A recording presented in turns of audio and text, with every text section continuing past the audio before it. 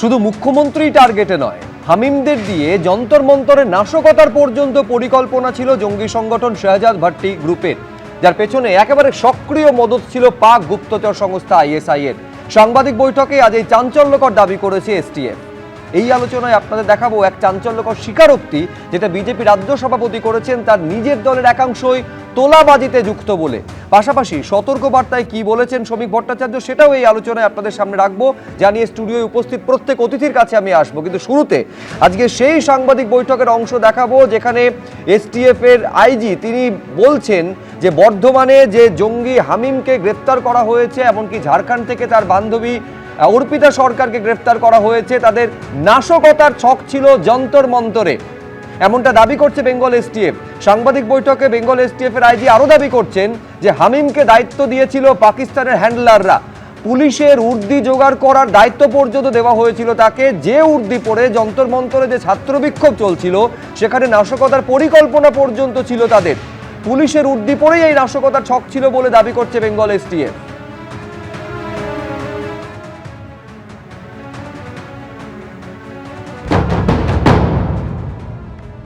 কয়েকটা সিরিয়াস রেভেলেশনস আমাদের সামনে এসছে। আমাদের যে অনারেবল চিফ মিনিস্টার আছেন রাজ্যের, ওনাকেও টার্গেট করার এর মধ্যে প্ল্যানিং ছিল। আমরা দেখলাম কি কমিউনিকেশন প্যাটার্ন মধ্যে আমরা জানতে পারলাম কি হামিম মন্ডলকে টাস্ক দেওয়া হয়েছিল কি ওনার কিছু মুভমেন্টস স্টাডি করতে এবং কিছু যদি আনগার্ডেড টার্গেটেড যেখানে হতে পারে সেই মুভমেন্টসগুলো রিভিল করতে। আর এর উপরে আমরা একটা কমিউনিকেশন প্যাটার্ন দেখলাম। और साथे साथे আমরা এটাও দেখলাম কি দিল্লিতে যে আমাদের যে যন্তর মন্তরে যে রিসেন্টলি স্টুডেন্ট প্রোটেস্ট হলো, সেখানে দেওয়ার আস্কিং হিম কি ও পুলিশ ইউনিফর্ম কোনো মতো অ্যারেঞ্জ করে ওখানে গিয়ে একটা কোনো নাশকতার একটা প্ল্যানিং ছিল, কোনো একটা ডিস্টারবেন্স ক্রিয়েট করার প্ল্যানিং ছিল।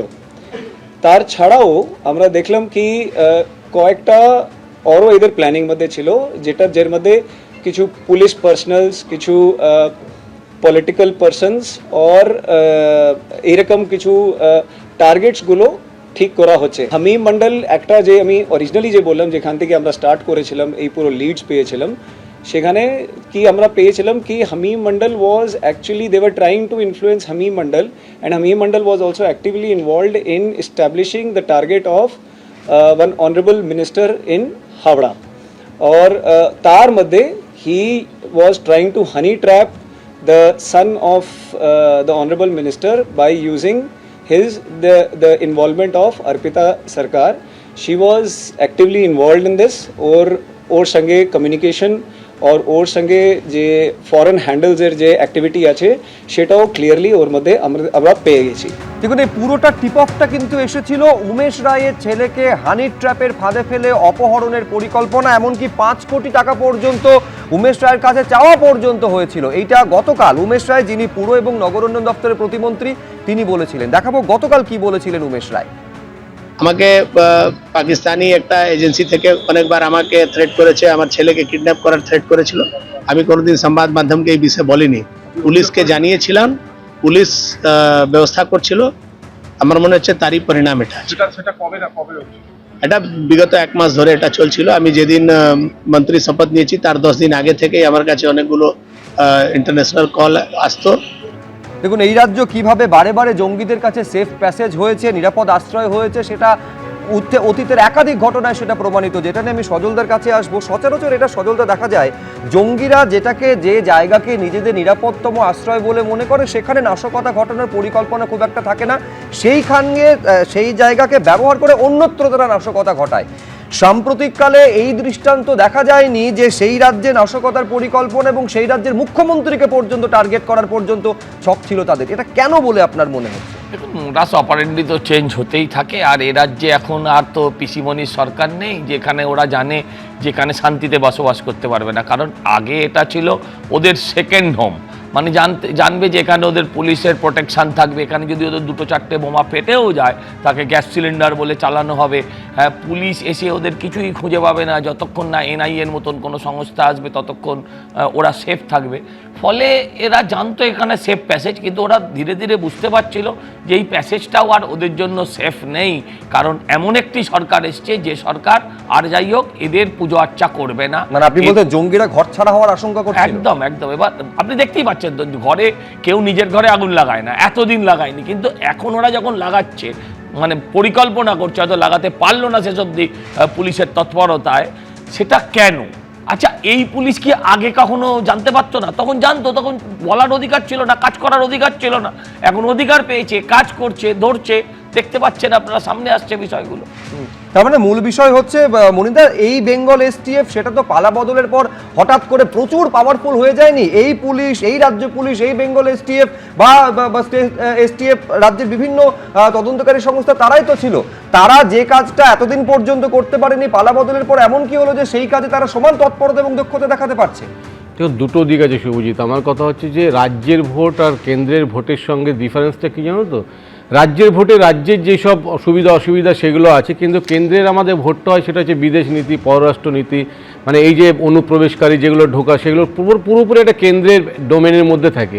আমি বলছি যদি এসটিএফ ফেলিওর হয় তাহলে এসটিএফরা কেন নিজেদের জায়গায় থাকবে না, মানে রাজ্যের কথাতে চলবে? আমি যদি একটা সংবিধানের শপথ নিয়ে আমি যে স্টেটই যদি হয়, আমি যদি পুলিশ হই, এই যে সলিলা তো পুলিশ ছিলেন, এবারের ভোটে চাকরি যদি তাহলে যা বলবে রাজ্য সরকার সেটাই মানতে বাধ্য হবে। না, আমি বলছি তার দুটো কথা। আমি বলছি যে তারপরে যখন এবারের ভোটটা আপনাকে এইবারের ভোটের সঙ্গে অন্য ভোটকে এক করে দেখলে চলবে না।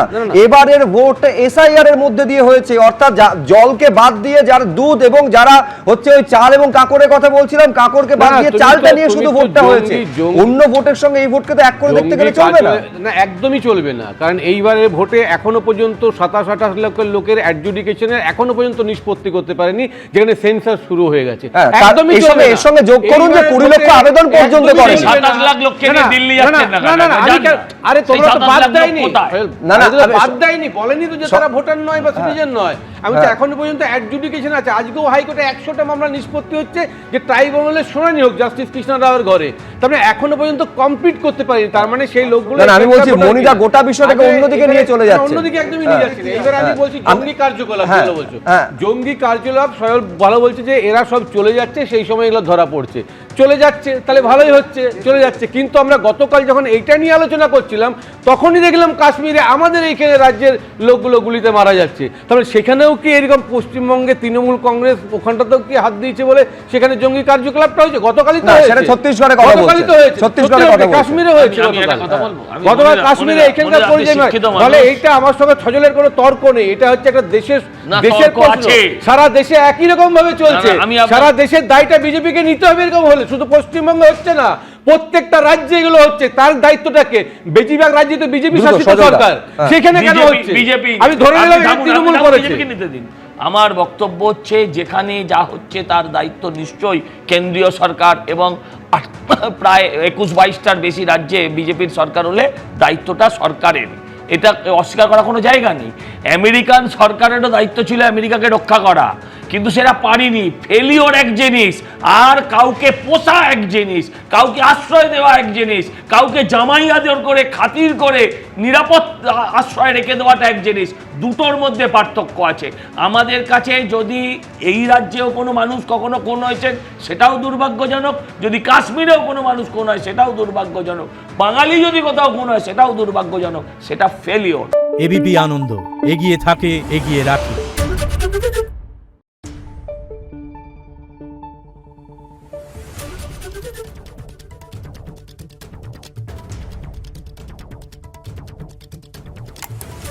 Thank you.